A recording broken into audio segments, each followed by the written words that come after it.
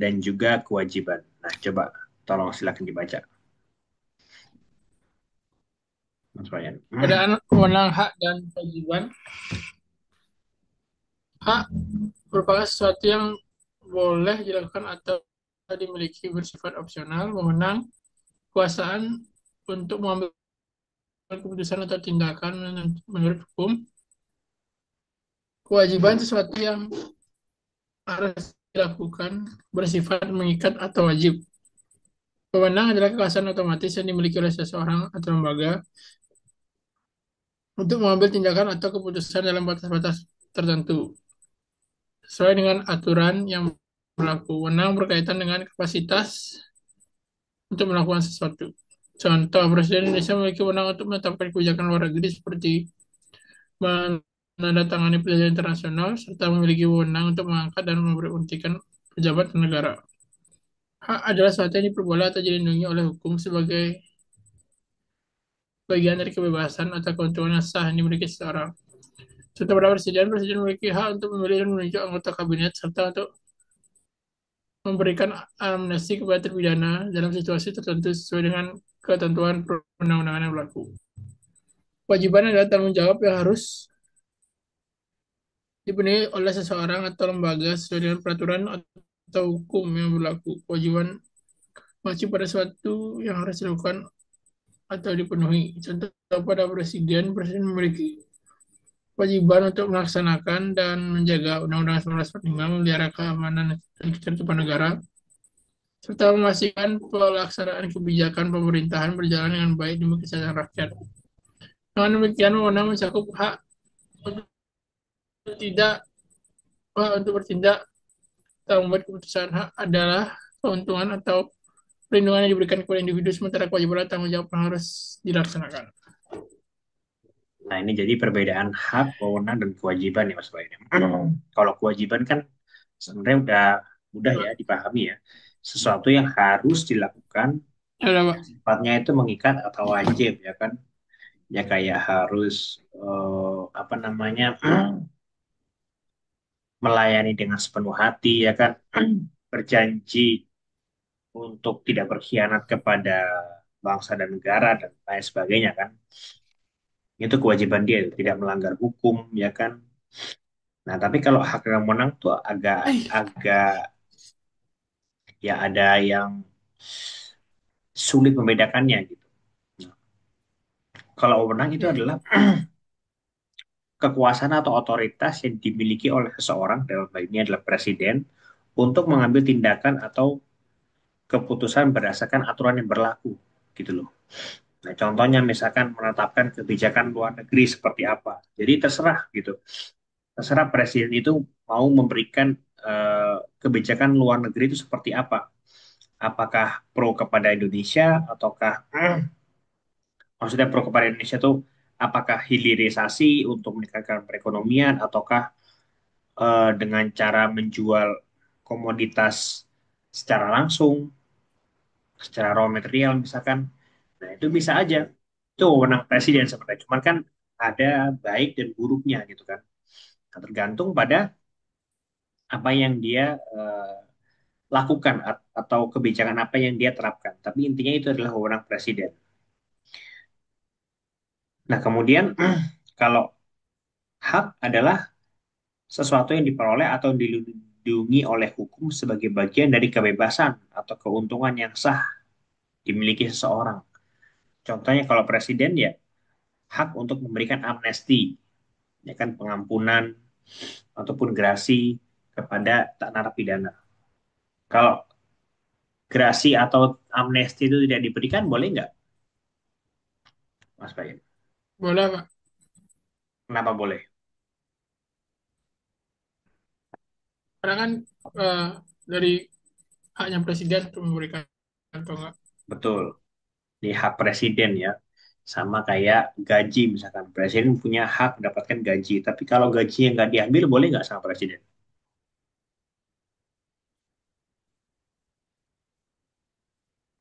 Presiden dapat gaji, tapi nggak mau diambil sama presiden, boleh nggak?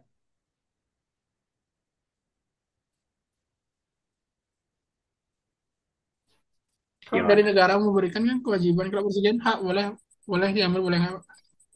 Betul. Dari sisi negara, ya, dari sisi negara, pemerintahan, administrasi negara wajib memberikan gaji kepada presiden karena sudah diatur oleh undang-undang. Tapi kalau masalah presiden mau menerima atau tidak itu haknya presiden gitu. Yang penting negara sudah menyampaikan. Presiden mau ambil boleh, mau nggak ambil silahkan gitu kan. Atau mau langsung dikasih ke fakir miskin itu juga lebih bagus. Artinya adalah hak itu ya bisa diambil atau tidak. Tapi kalau wewenang itu mengikat dengan tugasnya dia gitu loh. Memberhentikan, mengangkat pejabat negara, ya kan. Kalau misalkan dia nggak mau mengangkat negara, pejabat negara, jabatannya kosong, ya negara nggak bisa jalan kan. Seperti itu. Nah, jadi dalam batas bisa diisi oleh siapapun, tapi tugas tersebut harus tetap dijalankan. Gitu. Itu kalau wewenangnya. Beda dengan hak.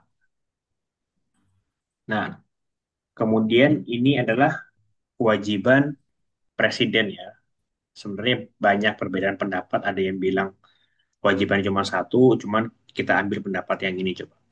Jadi kewajiban presiden itu ada dua ya. Memegang memegang teguh undang-undang dasar dan juga kewajiban mengajukan rancangan APBN.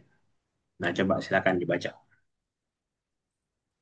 Kewajiban memegang teguh Undang-Undang Dasar dan menjalankan Undang-Undang Pasal 9 ayat 1. Si pasal sebelum mengaku jabatan presiden dan wakil presiden bersumpah menurut agama atau berjanji dengan sesungguhnya di hadapan Majelis Permusyawaratan Rakyat atau Dewan Perwakilan Rakyat untuk memegang teguh Undang-Undang Dasar Negara Republik Indonesia tahun 1945 dan menjalankan segala undang-undang dan peraturannya dengan seluruhnya serta berbakti kepada nusa dan bangsa. Penjelasannya, Presiden memiliki kewajiban konstitusional untuk setia pada dasar negara dan konstitusi, melaksanakan hukum secara adil dan lurus tanpa penyimpangan, mengabdi sepenuhnya kepada kepentingan bangsa dan negara, bukan kepentingan pribadi atau golongan, supaya ini menunjukkan tanggung jawab moral dan hukum melekat pada jabatan presiden pada negara dan pemerintahan.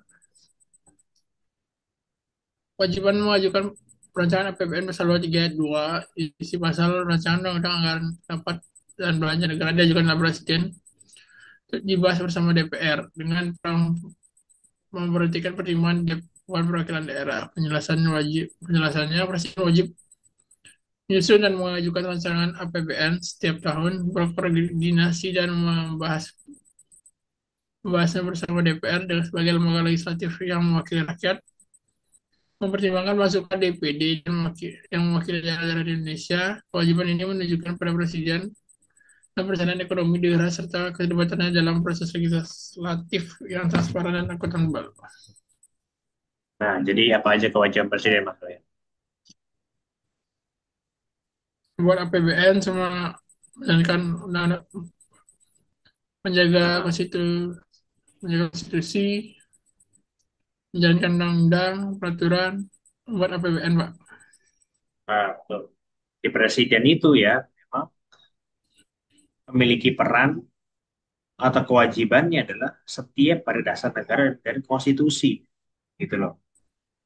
Jadi kalau misalkan konstitusi ngomongnya A, ya dia nggak boleh menjalankan B gitu loh. Kalau misalkan dia nggak apa, kalau misalkan dia itu katakanlah merubah konstitusi, itu boleh nggak kira-kira, Mas Brian? Ah, boleh, Pak. Merubah konstitusi boleh nggak? Ah, boleh, nggak boleh. Kan menjalankannya. Kenapa nggak boleh? Kan ada cara amandemen konstitusi. Ada, Pak. Boleh, boleh, Pak. Boleh, boleh atau tidak? Boleh, boleh. Nah, boleh sebenarnya. Cuman yang dimaksud di sini adalah setia pada dasar negara dan konstitusi saat ini yang berlaku, gitu loh. Tapi kalau misalkan dia itu mau apa namanya, dia itu mau merubah konstitusi, katakanlah dia punya poin-poin yang urgent misalkan untuk diterapkan di Indonesia, itu sah-sah aja, itu boleh-boleh aja gitu. Karena konstitusi kan bukan sebuah hal yang sakral kan, sebagaimana kitab suci, tapi dia bisa diubah gitu loh. Ya kayak undang-undang, kayak peraturan di bawah undang-undang seperti itu. Nah, masalahnya yang jadi masalah kalau misalkan konstitusi itu diubah hanya untuk kepentingan pragmatisme dia dan kelompoknya dalam jangka pendek aja gitu. Ya misalkan kayak kemarin kan contohnya kasus presiden waktu presiden kita sekarang Gibran kan dia diubah syaratnya dari 40 tahun menjadi boleh di bawah 40 tahun asalkan sudah pengalaman menjadi kepala daerah misalkan. Ya meskipun tidak secara terang-terangan itu dia, tapi itu kan seenggaknya tidak etis lah. Dan kita juga semua tahu bahwasanya Ketua Mahkamah Konstitusi pada saat itu adalah keluarganya dia, gitu kan. Nah, itu sebenarnya adalah hal yang dilarang setiap pada dasar negara dan konstitusi. Sama, kita harus objektif dalam segala sesuatu. Kalau misalkan apapun lah yang menurut kita melanggar konstitusi, ya sebaiknya itu dijauhkan gitu. Kayak contohnya, baru-baru ini ada berita pelengseran wakil presiden Gibran. Tahu nggak Mas Ryan?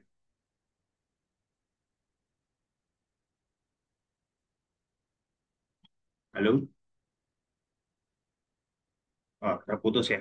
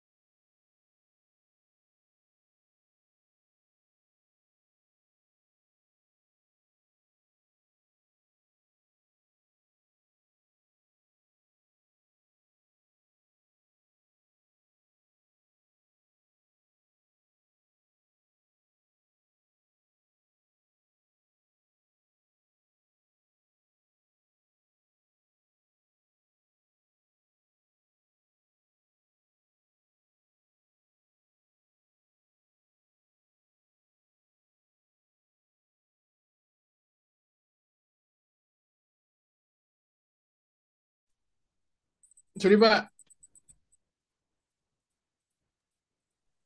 Ya, tadi wifi-nya mati.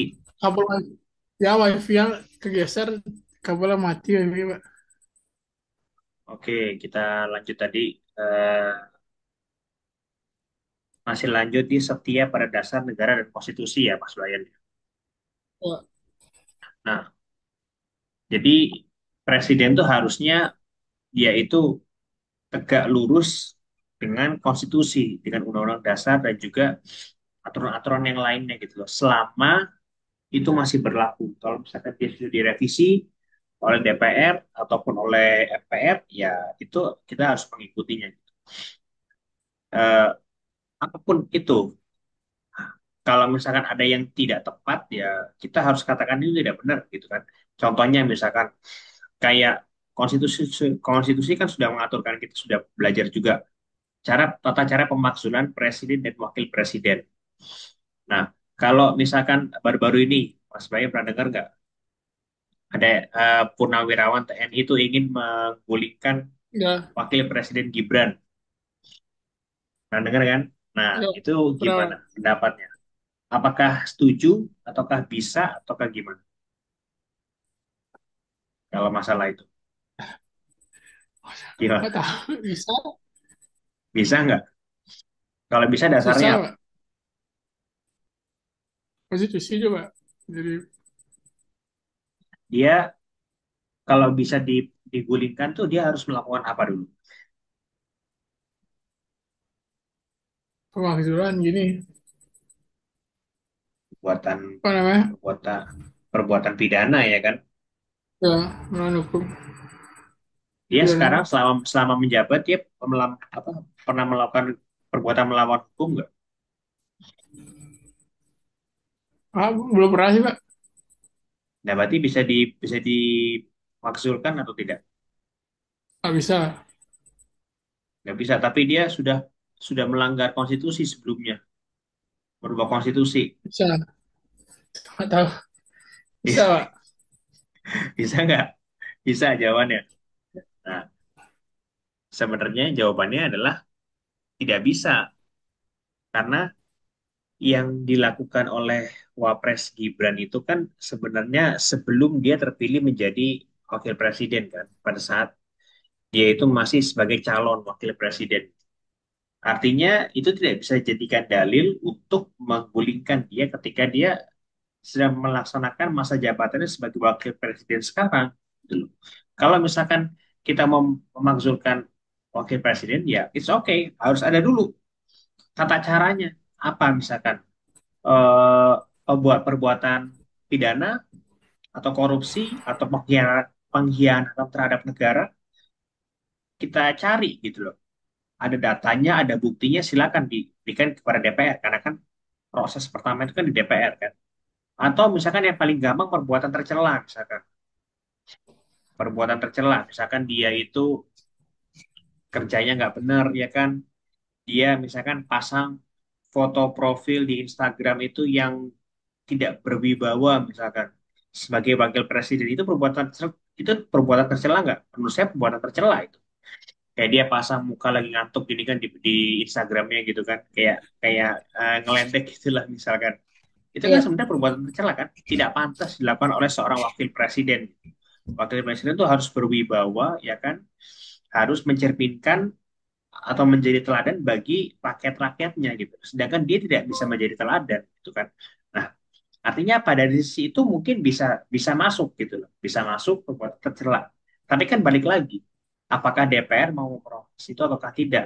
Apakah DPR mau menggunakan hak-haknya, hak interpelasi, hak angket, hak menyatakan pendapat, kemudian dibawa ke MK, kemudian sampai di MPR. Saya rasa itu hal yang cukup mustahil ya, karena saat ini hampir mayoritas itu mendukung presiden dan wakil presiden saat ini.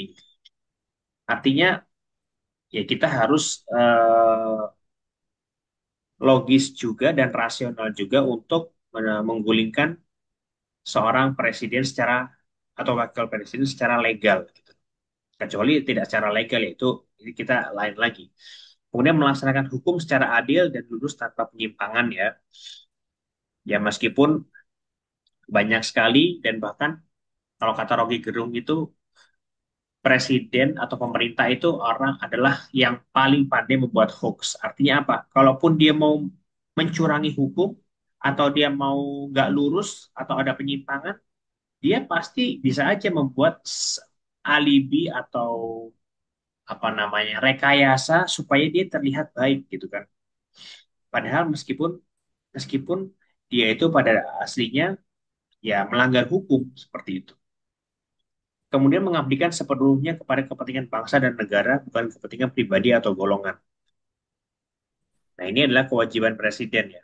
Ini adalah tanggung jawab moral dan hukum yang melekat pada presiden sebagai kepala negara dan kepala pemerintahan. Nah, kemudian mengajukan rancangan APBN ya. Nah, karena APBN itu kan undang-undang yang wajib direvisi atau diajukan setiap tahun kan. Beda sama undang-undang yang lain. Undang-undang yang lain ya ketika ada kepentingan aja atau ketika ada pembaharuan atau protes baru itu direvisi gitu kan. Tapi kalau APBN itu kan setiap tahun. Maka dari itu presiden itu wajib mengajukan rancangan APBN. Karena kenapa? Karena presiden itu yang paling tahu gitu loh kondisi masyarakatnya. Dia punya segala macam tools untuk melakukan apapun, mengkolek data, mengumpulkan data, ya kan? Dia punya ahli, dia punya TNI, Polri, dia punya seluruh lembaga negara, bahkan gubernur ke wali kota sampai RT itu di bawahnya dia. Tidak ada yang susah buat dia untuk mengumpulkan data atau ya menerapkan kebijakan gitu loh. Sehingga APBN itu diajukan oleh pemerintah atau dalam ini presiden gitu kan. Nah, tentu dalam prosesnya pasti harus koordinasi juga kan dengan DPR kan sebagai lembaga legislatif yang mewakili rakyat gitu. Dan juga mempertimbangkan masukan dari DPD gitu kan. Nah, inilah makanya kan kita sudah bahas kemarin amandemen kelima itu perlu adanya revisi atau penguatan terhadap terhadap DPD ya. Karena DPD ini ya lembaga yang eh, kurang berguna lah di era pemerintahan sekarang gitu. Karena dia cuman ini mempertimbangkan masukan aja gitu loh. Kalau misalkan dia nggak ngebahas sama DPD, bisa nggak kira-kira APBN itu berjalan? Soalnya, Oh, Pak. kalau misalkan apa namanya APBN ini tidak dibahas bersama DPD, kira-kira masih tetap berjalan atau tidak? Masih bisa, Pak? Tapi kalau nggak dibahas bersama DPR, masih berjalan atau tidak? Nggak bisa. Tuh, jadi karena DPD itu ya hanya sebagai lembaga kedua saja ya, bahkan ketiga gitu, yang hanya diterima atau dipertimbangkan masukannya saja, tapi tidak perlu membahas secara langsung kepada presiden seperti itu. Kemudian lanjut hak presiden ya, Mas Ryan silakan. Pak Presiden yang pertama mengajukan rancangan undang-undang kepada DPR. Pasal 5 ayat 1 Undang-Undang Negara Republik Indonesia 1945, Presiden berhak mengajukan rancangan undang-undang kepada Dewan Perwakilan Rakyat. Penjelasannya adalah ini adalah hak legislasi Presiden sebagai bagian fungsi pembentukan undang-undang. Presiden sebagai kepala pemerintah dapat menginisiasi perbuatan undang-undang yang dianggap perlu untuk mendukung kebijakan pemerintah. Rancangan undang-undang yang diajukan Presiden akan dibahas bersama DPR melalui mekanisme legalisasi nasional. Serta Presiden harus melalui kementerian menyusun rancangan undang-undang ibu kota negara atau IKN dan mengajukan ke DPR untuk dibahas hingga akhirnya menjadi undang-undang IKN. Presiden juga sering mengajukan rancangan undang-undang terkait APBN, sistem pendidikan nasional, dan reformasi pajak. Hak menetapkan peraturan pemerintah mengganti undang-undang atau PRU. Pasal 22 ayat 1 Undang-Undang RI 1945, dalam hal kegentingan yang memaksa, Presiden berhak menetapkan peraturan pemerintah sebagai pengganti undang-undang. Presiden kewenangan legislasi darurat dalam situasi genting yang tidak memungkinkan menunggu proses legislasi biasa di DPR. Perpu dapat langsung berlaku setelah ditetapkan, namun harus mendapat persetujuan DPR dalam persidangan berikutnya. Jika ditolak, maka Perpu harus dicabut. Dasar penggunaan Perpu harus memenuhi tiga syarat menurut Mahkamah Konstitusi. Ada yang keadaan darurat dan kepentingan memaksa, tidak cukup waktu untuk membuat undang-undang dengan mekanisme biasa, Perpu diperlukan untuk mengatasi situasi tersebut. Contoh Perpu nomor 1 kebijakan keuangan negara untuk penanganan pandemi COVID-19, Perpu Ormas 2017 yang digunakan untuk membubarkan organisasi yang dianggap bertentangan dengan Pancasila secara tepat. Nah, jadi ini hak presiden ya, meskipun ada beberapa hak presiden kita ambil dua aja ya, yang bisa kita bahas ya. Yang pertama adalah hak mengajukan RU kepada DPR, yang mana di dalam Undang-Undang Dasar itu mengatakan presiden berhak mengajukan rancangan undang-undang kepada Dewan Perwakilan Rakyat. Nah, penjelasannya adalah ini adalah hak legislasi presiden sebagai bagian dari fungsi pembentukan perundang-undangan. Jadi artinya apa? Presiden tuh masih sebenarnya diberikan hak untuk sebagai legislatif juga, gitu Mas Brian. Apa coba pengertian legislatif? Udah pernah bahas. Membuat peraturan, Ya, membuat undang-undang ya kan. Nah, hmm, seharusnya kan yang membuat undang-undang kan DPR kan, tapi presiden itu juga bisa mengajukan gitu loh, mengajukan RUU gitu kan. Bahkan dia kalau selain undang-undang dia bisa membuat sendiri kayak PP ya kan, Perpres. Kemudian dari sisi bawahannya menteri misalkan ada permen dan lain sebagainya. Artinya dia juga legislatif juga gitu. Jadi teori apa namanya yang kita ketahui selama ini Montesquieu yaitu separation of power yang ada eksekutif, legislatif, yudikatif di sini itu tidak diterapkan secara murni gitu kan. Karena ya kenapa? Kira-kira tidak diterapkan secara murni Mas Roy. Kenapa masih memerlukan presiden untuk membuat atau mengajukan rancangan undang-undang kira-kira? Kenapa?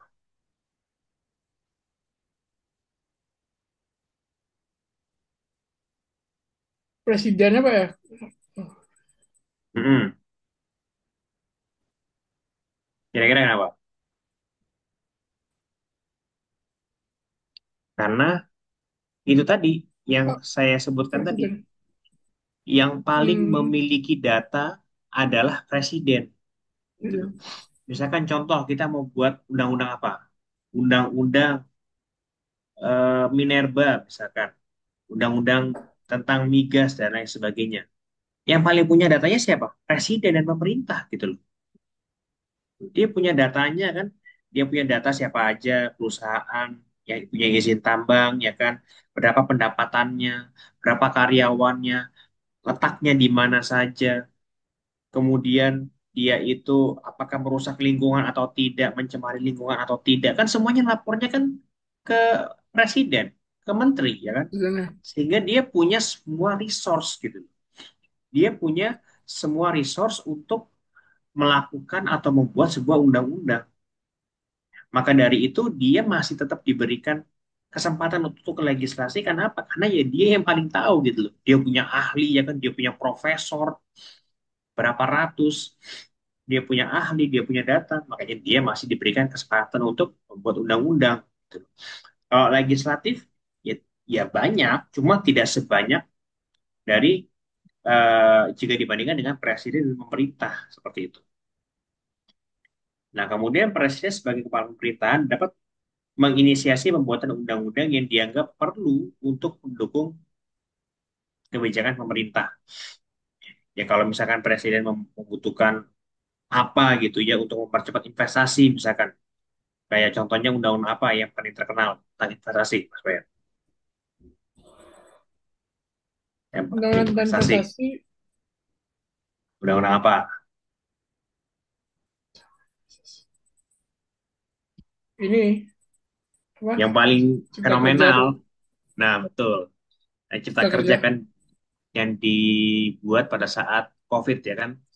Karena ada karena Ya, pemerintah itu concernnya, kalau saya melihat itu concernnya kepada investasi ya kan, kepada perekonomian, bagaimana supaya perekonomian Indonesia itu tidak tidak ambruk ketika ada situasi yang extraordinary atau luar biasa, maka dia itu membuat sebuah undang-undang untuk memberikan kemudahan dalam hal investasi gitu loh. Sehingga dia bisa menginisiatif pembuatan undang-undang yang dianggap perlu untuk mendukung kebijakan pemerintah seperti itu. Kemudian RUU yang diajukan oleh Presiden akan dibahas bersama DPR melalui mekanisme legislasi nasional. Ya, mulai dari rapat komisi ya kan sampai dengan rapat paripurna sampai dengan pengesahannya. Seperti itu. Contohnya misalkan Presiden melalui Kementerian menyusun RUU IKN ya kan. Kemudian juga mengajukan RUU terkait APBN. Tuh, dan juga hak untuk menetapkan Perpu kan. Nah, ini atau di pasal 22 ayat 1. Dalam hal ihwal kegentingan yang memaksa, Presiden berhak menetapkan peraturan pemerintah sebagai pengganti undang-undang. Artinya apa? Dia bentuknya apa, Mas Brian? kemarin Bentuk bentuknya apa? Perpu itu bentuknya apa undang-undang sebenarnya? lah, Bukan. undang-undang Coba dibaca perintah. ini. Apa?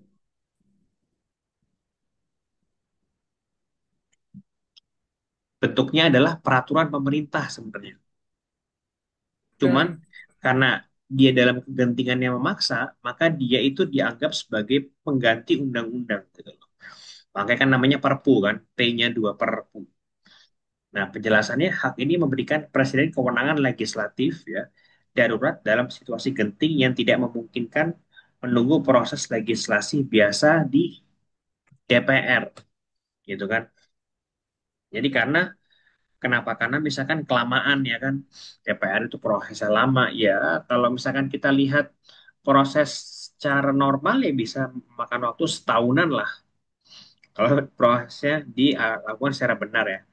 Kalau yang cacat formil, cacat dalam pembentukan peraturan perundang-undangannya, kayak Undang-Undang Cipta Kerja itu kan dibuat cuma dalam waktu 3 bulan, 4 bulan. Nah itu karena dia cacat kan. Dan itu bukan kata saya, itu kata MK.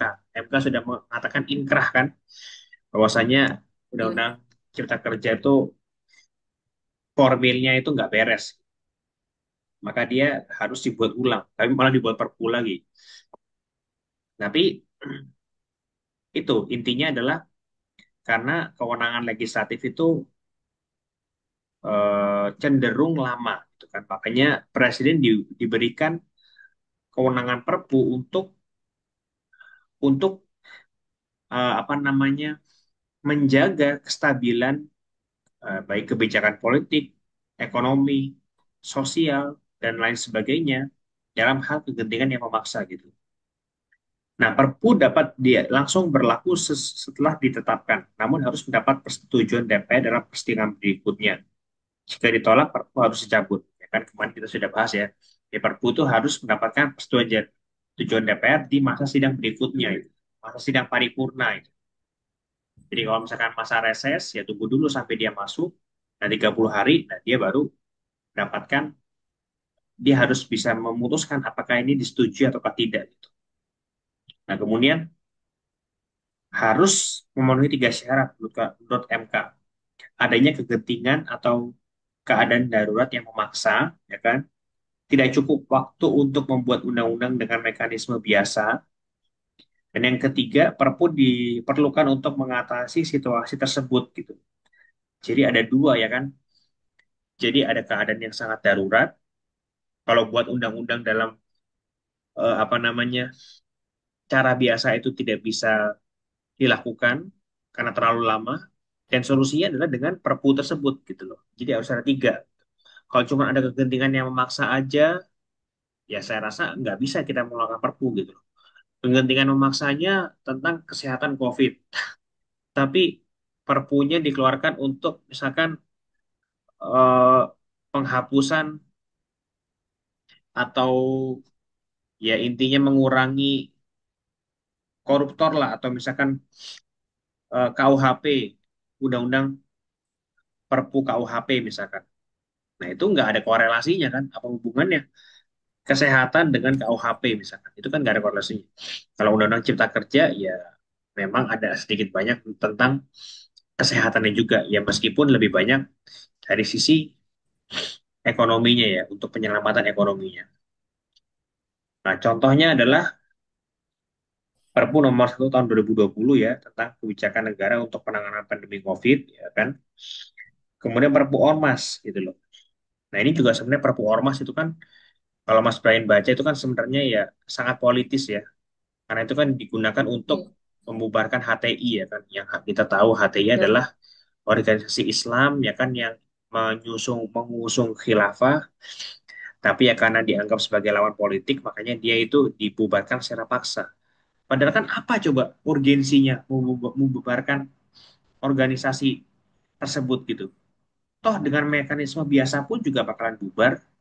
Toh juga dia udah ada dari tahun 2000 berapa 2008 nggak salah saya rasa ya, atau 2003 ya. Udah Hmm. dari lama gitu. Kenapa kok baru ditutup dan itu harus menggunakan Perpu, gitu, Perpu Ormas. Nah, ini kan sebenarnya juga abuse of power ya kan. Abuse of power dari sorry, dari pemerintah saat itu. Ya menganggap bahwasannya ini mengancam ideologi bangsa dan lain sebagainya. Padahal kan ya kalau kita mulai atau kita mau jujur, ini kan hanya pemikiran saja gitu. Ada orang pemikiran ingin membawa Indonesia itu dengan cara yang lebih baik, dengan cara khilafah, dengan cara negara Islam. Menurut saya sah-sah aja. Yang lain misalkan dengan cara negara Kristen, it's okay. Kita adu argumen aja gitu loh. Tapi jangan sampai mematikan organisasi atau orang untuk menyampaikan ide-idenya itu saya rasa tidak sehat sih. Karena ide-ide yang kita s- utarakan selama itu membangun harusnya itu bisa dihargai oleh negara ya.